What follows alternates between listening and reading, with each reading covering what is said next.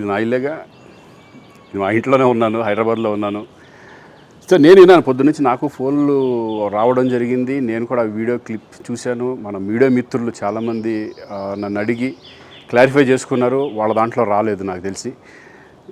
చాలా ఇట్లా శ్రీకాంత్ ఇలా బెంగళూరులో రేవ్ పార్టీకి వెళ్ళాడు, హేమ వెళ్ళింది, ఈ టైప్లో ఏవో వచ్చినాయి. నిజంగా నాకు నవ్వు వచ్చింది. ఇంట్లో వాళ్ళందరూ నవ్వుకున్నాం.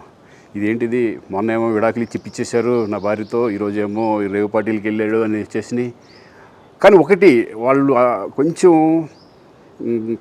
తొందరపడ్డంలో ఇది లేదనిపించింది. ఎందుకంటే వాడెవడో అతను ఎవరో కానీ కొంచెం నాలాగా ఉన్నాడు. వాడు కొంచెం ఇలా కప్పుకొని, అది గెడ్డం ఉంది, బట్ ఇప్పుడు గెడ్డం నాకు లేదు అని, బట్ గెడ్డంతో నేను షాక్ అయ్యాను. ఇదేంటిది నాలాగా ఉన్నాడు ఏంటి అని నేనే షాక్ అయ్యాను. సో దయచేసి ఎవరు నమ్మొద్దు. ఎందుకంటే రేవ్ పార్టీలకి వెళ్ళే కల్చర్ నాది కాదు, పబ్ కల్చర్ మనిషిని కాదు నేను. ఒక్కోసారి బర్త్డే పార్టీలకి వెళ్తాము, ఒకవేళ తెలియకుండా ఏదైనా వెళ్ళినా ఒక హాఫ్ అన్ అవర్ నుండి వచ్చేస్తాను తప్పితే అటువంటి ఏమీ లేదు. రేవ్ పార్టీ ఎలా ఉంటుందో కూడా నాకు తెలియదు. సో దయచేసి ఎవ్వరూ ఈ విషయాన్ని నమ్మొద్దు. హ్యాపీగా నేను హైదరాబాద్లో ఉన్నాను, మా ఇంట్లోనే. ఇప్పుడు మా ఇంట్లో నుంచే నేను ఇది చేస్తున్నాను. సో దయచేసి మీడియా మిత్రులందరికీ కూడా నేను చెప్పేది ఏంటంటే, ఏ విషయం కరెక్ట్గా తెలుసుకోకుండా మీరు కూడా థంబ్నైల్స్ పెట్టేసేసి నా బొమ్మ వేసేసి రేవ్ పార్టీలో పట్టుబడ్డ శ్రీకాంత్ ఈ టైప్లో వేస్తున్నారు. కాబట్టి దయచేసి ఎవరు నమ్మొద్దు.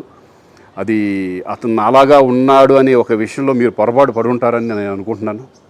దయచేసి అది నేను కాదు. Thank you. ఇటువంటి అన్నీ కూడా నిజంగా కొంతమంది వాళ్ళందరికీ నిజంగా థ్యాంక్స్ చెప్పుకుంటున్నాను నేను.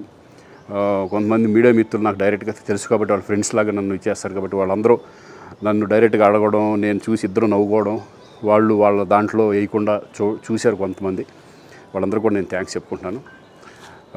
దయచేసి ఇవన్నీ నమ్మొద్దు.